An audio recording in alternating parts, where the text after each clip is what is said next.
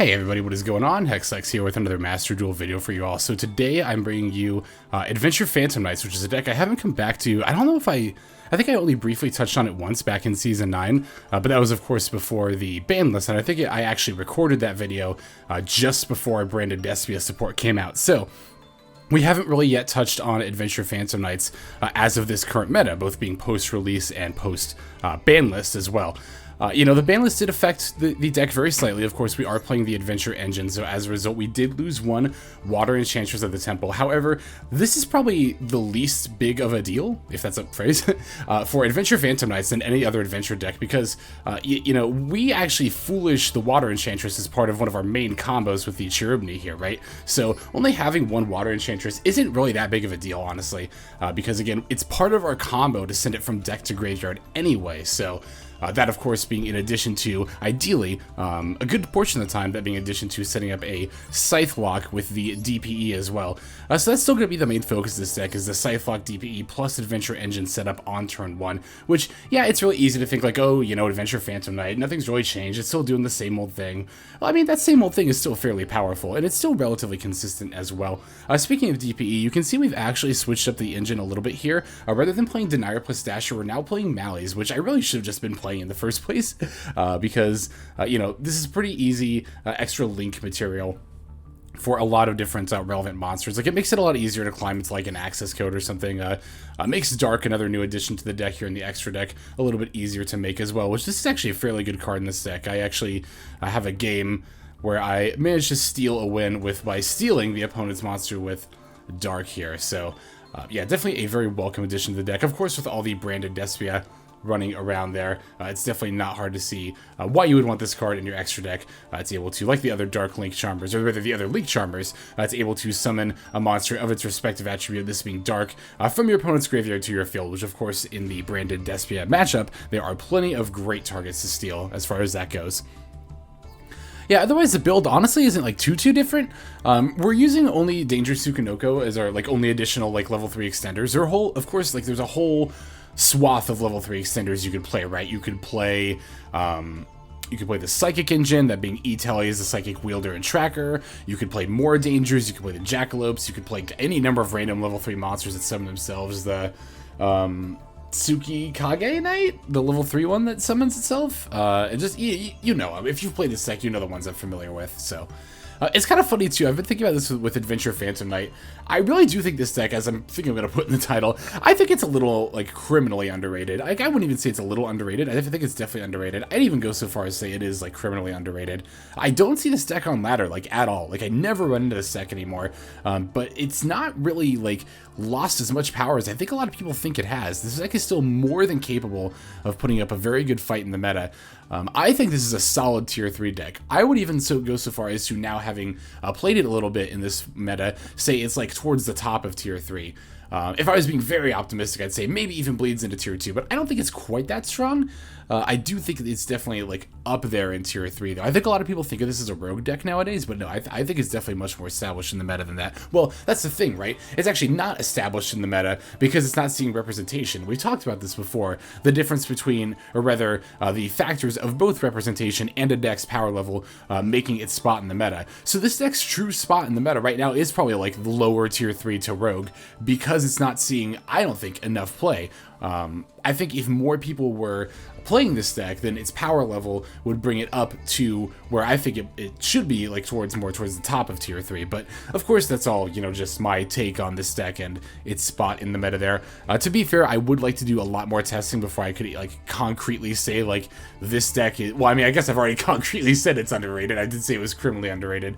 But before I'm ready to say this deck is truly underrepresented, I would want to play with it some more, which I actually do plan on doing. At the very least in my downtime, if not for another video here. So yeah, let's go ahead and break down the build card by card as we always do, and then we'll take a look at some games. So we are playing 3 Maxx, 2 the Phantom Knights of Ancient Cloak, 3 the Phantom Knights of Silent Boots, I almost said Silver Boots, 1 the Phantom Knights of Ragged Gloves, 3 Ash Blossom and Joyous Spring, 2 Danger, Tsuchinoko, 1 the Phantom Knights of Stained Greaves, 2 the Phantom Knights of Torn Scales, 1 Destiny Hero Denier, 1 Water Enchantress of the Temple, 1 Artifact Scythe, 2 Destiny Hero Malicious, 1 Wandering Gryphon Rider, 1 Nibiru the Primal Being, 1 Foolish Burial, 1 Reinforcement of the Army, 1 Fusion Destiny, 2 Rite of Aramesir, 1 Dracoback the Rideable Dragon, 1 Fateful Adventure, 2 Called by the Grave, 1 Crossout Designator,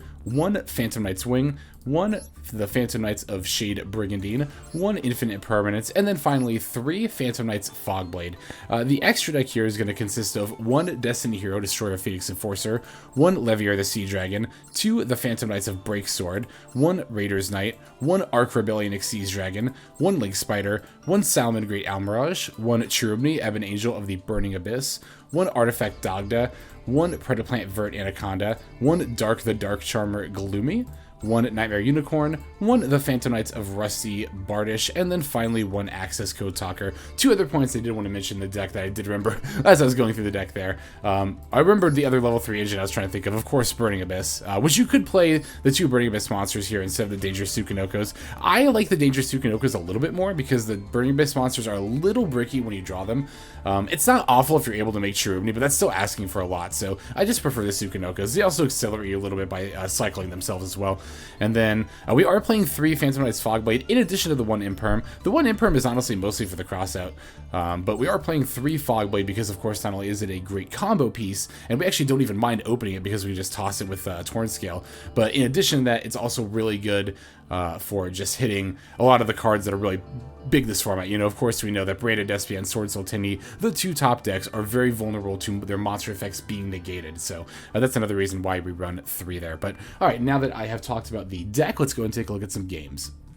So this first game is actually against like Utopia OTK, but it's not going to be a full game. This is going to be just a more quick, I guess, game where I show you like a typical turn 1 setup, or not even necessarily typical, but like just like, you know, what the deck is very much so capable of. Now, like obviously we opened a fairly decent hand here. You know, of course, having the Ancient Cloak and the Rite of Aramesir, it does kind of suck to have both Fusion Destiny and Mali, but having the Fusion Destiny in hand is going to make, like, because honestly, you know, opening just Ancient Cloak by itself is not usually that great, even with Shade Brigandine necessarily, but because we have the Fusion Destiny, we don't have to pivot as hard into the Vert, we can make the setup pretty easily here, so it's going to kind of rely on our opponent not having a response, which fortunately they didn't, but you know, this is kind of more just me kind of being like, hey, don't forget what this deck can do. That's kind of more what this this game is for, because yeah, you know, it's like I said during the deck profile, I really do think this deck is underrated. I think it's, again, people think to themselves like, oh, the DPE engine got hit so hard. It's Celestial banned and Fusion Destiny to 1, Water Enchantress went to 1. This deck leaned really hard on both of those engines, so surely this deck isn't that good anymore. Especially because it wasn't seeing as much play earlier. But we have to remember there's a lot of factors that go into play as to whether or not a deck sees play. Adventure Phantom Knight is actually a deck that was much more popular in the OCG than in the TCG, I think due to just meta and banlist, mostly banlist differences. From the little bit of research I did, this was back when I was building Adventure Phantom Knight, so I'm a little bit rusty on this knowledge, but from what I remember looking it up, it was, yeah, it seemed more that Adventure Phantom Knight was seeing more play in the OCG than the TCG just due to, like, meta differences, right?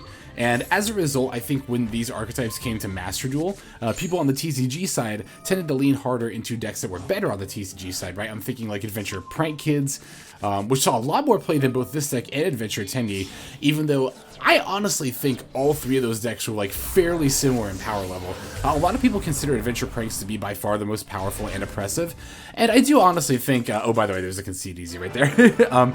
And yeah, as you can see, we didn't need an extra monster to make the Vert Anaconda, as we already had the DPE there. But I guess to kind of wrap up my point, because I ended up talking even longer than the game itself, geez, I didn't even end up talking about the game, but moral of the story is, I think this deck kind of gets overlooked because by people in the TCG, because it wasn't played as much in the TCG. Whereas Master Duel, I think, just due to the nature of the format being different and also closer to the OCG, again, mainly with having 3 Maxi and no Mystic Mine and all that fun stuff, that we have to make sure we're looking carefully at like both metas in order to really get a better idea of what is going to be good in Master Duel. So, okay, again, that was just more of like an example game. I guess more of an excuse for me to talk more. Let's go ahead and see an actual like back and forth game. Wouldn't you know it, we're playing against branded Despia, of all things. Can you believe it? No, of course you can, because this deck is still out in full force and running out in full swing there. But, you know, even when they do get their setup, it's really not impossible to play out of it. I think, especially with a deck like this, right? But I think in general, some people kind of fall into this, because I see this happen a lot where I'm playing with branded Despia or any deck. Like, I do my turn 1 combo and then my opponent just concedes, and like, I don't know, I kind of feel like you should at least wait until your turn and like try to play it out, right? One, you're not giving your opponent the opportunity to misplay, which we should always be doing. And two, like, you might be able to play through that setup. You never know. Like, just the way things play out. I don't know. Of course, there are some times your opponent is just going to have lethal and you can't do anything about it. I'm not saying, like, never ever concede for any reason. Of course, I concede my fair share. And, you know, I even have moments where I'm frustrated a little bit, you know. I might have, like, lost a couple games in a row and my opponent has, like, a setup that I know I can't play through. I'm like, yeah, you know, going against my own advice, I might, like, concede every now and then. But it's not something you should make a regular practice of. I think it is important to at least see what card you're going to draw, and then, like, try to play it out. Because you never know, you might find an out that you didn't realize was even there. I mean, I've done that multiple times, honestly. So here we're playing against a particularly adventure-branded Despia, and, like, look at our opponent's setup. This is, like, ridiculous, right? Like, of course, they just happen to have everything. You look at my hand, I don't have any disruption, I don't have any responses at all, I don't have any way to necessarily stop this branded in red that's going to happen, let alone the Wandering Gryphon, and the inevitable Mirror Jade as well. But, you know, I'm like, yeah, let's go ahead and just play through and see what we can do here. So I'm going to start with my Fateful Adventure that I think I top decked that. Or no, I top decked the Fogblade. Anyway, we're going to use that to set up the Rite of Aramesir. I'm kind of just drawing out responses for my opponent here, like this Crossout Designator. I don't think there's necessarily many other things they would have hit here, but again, this is another reason why you don't necessarily want to concede, because you might think like, oh, my opponent has all the responses and they can perfectly counter my hand, but that doesn't mean they're going to do it. Just because you can see the outs to your own hand, of course you can, because you know what's in your hand. Your opponent doesn't have that information, and that lack of information is very, very important. It means your opponent is going to activate, you know, various effects at timings that you might not necessarily be thinking of, like timings that are more in your favor. And that's especially true if you, like, lean into playing into that lack of information. So, like that Adventure setup I just did right there, that wasn't really going to, like, result in anything too much, like, pretty much just an extra link material at best, but my opponent didn't know that. And I was able to bait out a response as a result, so... And like here, you see my opponent hasn't used the Branded Red, like, at all yet, and here I'm setting up this Nightmare Unicorn, like, now getting ready to Mirror Jade. And again, I was able to bait out this Imperm. Like, honestly, I feel like my opponent could have flipped up Branded Red and just screwed me over a long time ago, but again, they don't necessarily know that. So that's why they're playing, maybe, in their eyes, a bit more cautiously here. You know, maybe based on the information they have, they are even making the correct play. That would, of course, require me to be in my opponent's brain, which I am not capable of doing, but all the same, you can see here, like, yeah, this board looks really, really scary playing into it, but we're very much dwindling down the resources now. They really only have the Branded Red, so knowing we only have a Guardian Chimera and then the resulting Mirror Jade to play through, yeah, I'm going to try to set up, like, an access code thing here. Like an access code play here. Then that's going to draw out the Branded Red response, which I know I can flip down Maxx in response to. So I'm going to get at least one draw, right? So, and who knows, it might be the out that I actually need. Opponent is, of course, again going to make the Guardian Chimera at this point too. Pretty sure they're just going to end up popping our Nightmare Unicorn. Now we top deck an Ash Blossom, which, you know, right on time, Ash. Anyway, but yeah, no, right on time, Ash Blossom. No, we managed to top deck that, and that's still not going to be the end of it, though, honestly, because we had the Phantom Knight's Ragged's Glove engraved still. Like, again, that's another thing that I kind of wanted to show, or another reason, rather, I wanted to show this deck, this game in particular, is because, like, I think this really highlights, like, just how resilient this deck can be when it comes in particular to, like, how resilient it is. Yeah, here I'm able to set up the Vert Anaconda for our DPE line, and we still even have more plays beyond that, because we still have the Fogblade as well, and then the Malicious, and well, we can't use the Malicious or Denier, but we do have those set up for the next turn there. So we have more plays going into the next turn. That's another reason why I really like Malicious with the Denier, and why I really should have been using it sooner, is because, you know, it's very easy for these by themselves to make their own play. So the Ash Blossom is actually going to be very useful. So we do actually love to see Ash. We always do. We're going to use it on the Prosperity here. That's going to draw out a Called By from our opponent, which honestly, that's awesome. Like, I am so relieved to see this Called By in response to this Ash Blossom. That means it's not going to mess me over on my turn. Like, it would have been really easy for my opponent to, like, you know, during my draw phase or something, use it on like Malicious or something like that, and then that would have really screwed me over. But so again, these draws that seem dead, we don't know that they're going to be dead in the long run. And I'm really glad this game actually ended up playing out this way.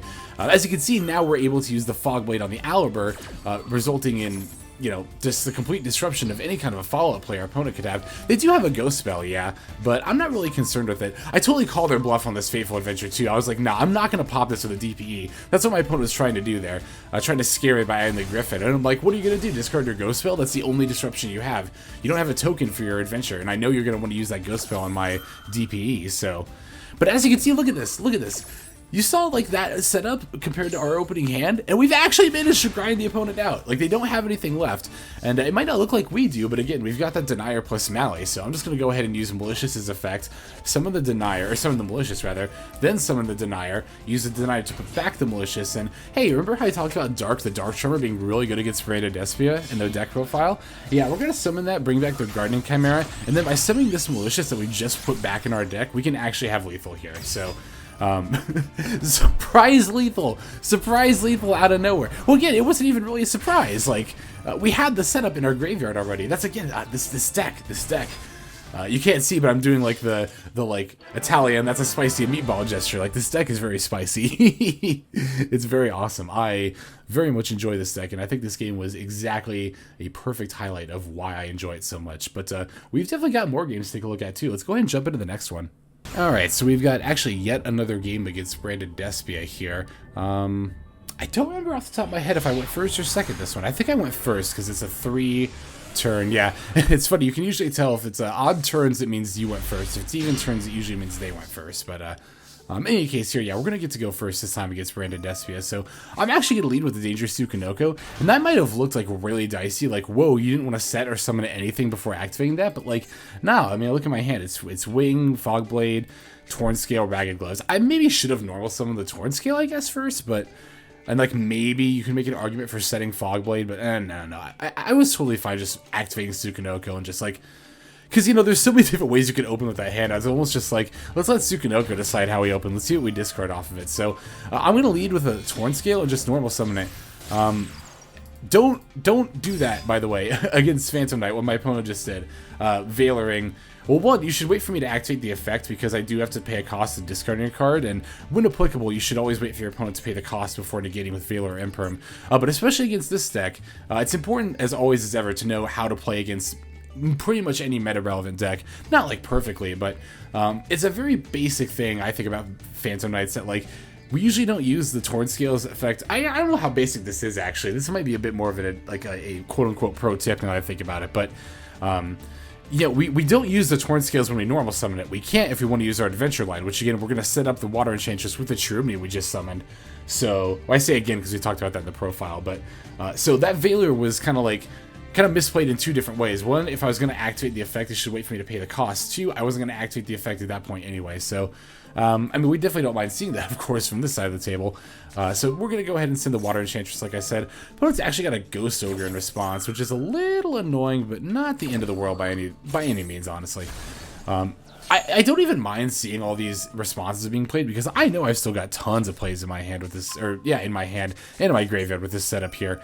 And my opponent's just dwindling down their resources to like not stop me. So we're definitely cool with this, with the way this game is playing out so far.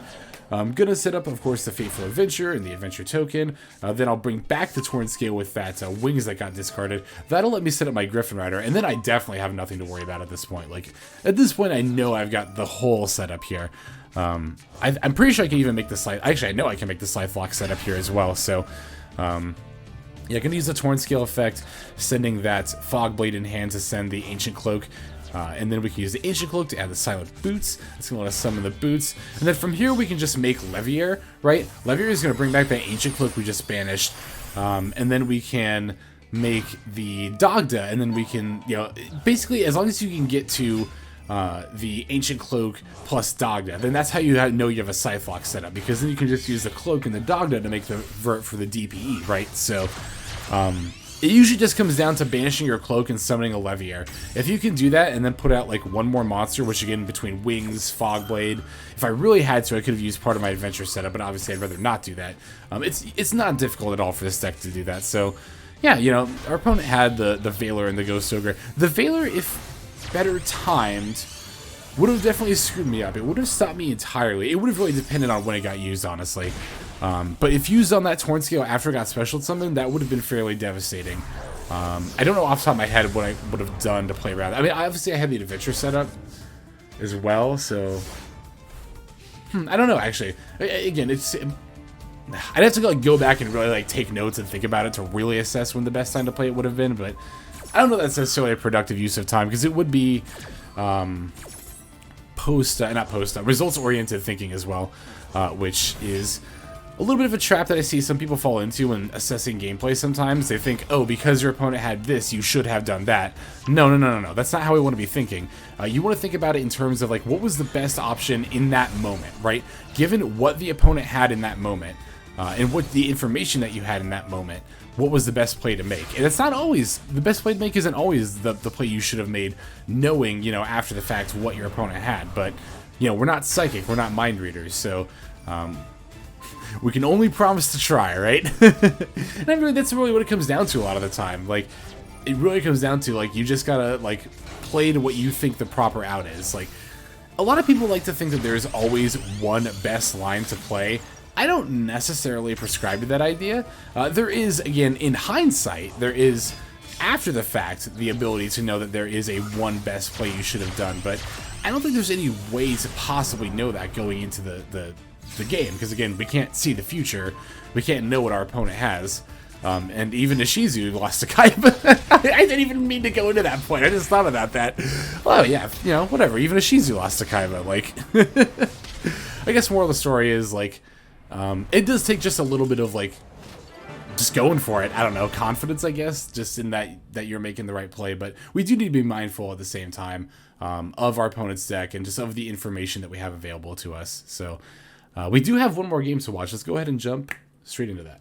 Alright, this last duel here is going to be against an interesting amalgam. It's like branded rank 8, like, you know, like Kaiju, Fairy Tail Luna, like all that stuff, but with a branded engine as well. So, like, of course, because you can throw the branded engine to a lot of things. Although it does make sense with that deck because it spits out level 8 synchros, or not synchros, fusions as well. But anyway, we'll take the first turn again. This hand is interesting. We have at the very least did open Torn Scales plus Fogblade. I mean, that in and of itself is definitely more than enough for a combo. We also have a lot of responses in our hand. This is one of those hands that's like actually really, really good because it's good going first or second. Like, either way, I'm satisfied opening this hand, so... yeah, this is what I would definitely qualify as a very good hand. So, once again, we're going to use a Trubni to set up the adventure engine. You know, yet again, I've said it a couple of times now, but I said it back at the start of the video in the profile. It really was not that big of a deal, honestly, to lose out on the adventure engine. Although, actually, I realize now that I'm watching this setup, like, oh yeah, we used the Torn Scale effect when we normal summon, so we weren't even able to use the Rite of Aramesir, so that was actually a wasted Trubni. We should have sent something like a Ragged Gloves, but you can see here that we're not even going to necessarily need to do that to get our Scythe Lock set up. We're even going to be able to throw in a Rusty Bardish on top of it, because I'll just use the Bardish effect to set up the Ragged Gloves engrave and then the Shade Brigandine face down. Of course, I'll need to... Oh no, sorry, I did already empty out traps out of my graveyard. I thought I had another one, but nope, I already used the Fogblade there. So I was going to say, of course, you need to use your Fogblades and Wings before you can flip your Shade Brigandine, but that's not a big deal. It's usually not a big deal. I can't think of a time where that's ever really mattered. Not that I'm aware of, anyway. But in any case here, yeah, we can just bring back the Ancient Cloak after setting it up in grave, and then, or rather bringing it back with the Leviair and setting it back up in grave. And then that'll allow us to use the Dogda to set up the Scythe there. Of course, then from there we can... Oh, we even get an extra Fog Blade here, which is cool. So, yeah, we'll have the Scythe Lock set up, an extra Rusty Bardish, and then a ton of Disruption available.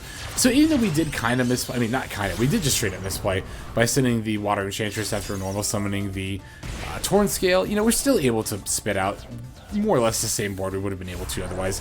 And then, of course, as always, sending that Malicious plus Denier to the graveyard is just setting up future plays as well. So, yeah, again, this deck is so strong. I think this deck is underrated, honestly. I really, really do. Not like that I think people think this deck sucks. I think we just have all kind of lost sight of, like, how good it still is. Which is easy too. I mean, I did for a while. Of course, with Branded Despia coming out, that being like the new toy to play with, right? Where we want to like see what this deck can do, and we're not like, oh, you know, that Adventure Phantom Knight. Like, I think people also kind of have a chip on their shoulder about Phantom Knights due to like Rongo, you know, that being a thing when Master Duel first came out. And also, I think that may be another reason why people think like, oh, this deck got hit so many times. It lost Gossip Shadow, it lost the Rongo plays, it lost like all this other stuff, but like, by the time Gossip Shadow got banned, it wasn't even optimal to play the Rongo engine in this deck, to be totally honest. Like, at that point, it was even then still just better to not, you know, include it. So, yeah, I don't know. This deck might have gotten hit a fair bit. Oh, and then, of course, Torn... I was like, there was one other hit really early on. It was the first banlist Torn Scale went to 2, but I think that was a justified hit. I think this deck would be a little... I think this would be closer to a tier 2 deck if Torn Scale were at 3. Like, I think it would be lower tier 2, honestly, at that point. Because it would definitely be that much more consistent. Which I will say this deck does, like... It's definitely noticeably slightly less consistent than other meta decks. Not too much so by any means, but I will say it is noticeably slightly less consistent. Of course, due to all these, like, hits that it's taken and all that stuff. So, there is that to consider. Alright, that's going to do it for games. Let's go ahead and move now to the outro. Alrighty, thank you everybody for watching all the way to the very end of the video like this. I do very much appreciate that. And I also very much appreciate those who are commenting and subscribing as well. The comments, you know, I'm always looking for feedback. In this case, I'm really interested to hear what you all think about Phantom Knight's spot in the meta. Like, do you agree? Do you disagree? Do you think it stands as tier 3? Do you think it's actually more like Rogue? And maybe I'm just hyping it up a little. Maybe I did just have a really good set of matches where I played a lot of really solid games. And because even beyond those, you know, replays that I showed, I had a lot of games where I just got the Scythe Lock, the full setup on turn 1, and then my opponent just, well, like the first replay I showed, and then my opponent just concedes. That happened a fair bit while I was playing, so, again, though, maybe I did just get a little lucky, maybe I just had an exceptionally good, like, run. That's always a factor to consider as well. We can't just be drawing our conclusions solely from one source, especially if that source is ourselves, right? Because we need a proper sample size. If your sample size in assessing a meta or a deck or like any kind of strategy is only your own games, then your sample size is too small. I guess let that be another PSA. That's why I think resources that share like meta knowledge are very, very helpful and very useful, because it's raw data. It tends to, not always, but tends to be fairly objective and gives us a more clear idea of what's really going on. But in any case, yeah, I'm going to go ahead and end it off as I feel myself wanting to ramble even further. So without further ado, this is HexLex signing out, and I hope you all have a fantastic day.